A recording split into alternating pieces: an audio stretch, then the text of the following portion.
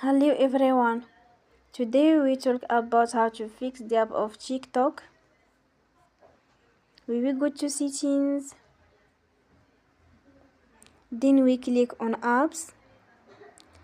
After that we will search the app TikTok. And we click. We will on for stop. After that we will go to storage. Then we click on clear cache. In the end, you will turn your Wi-Fi and you will turn again. Don't forget to support us by like and subscribe. See you next time and thank you for watching.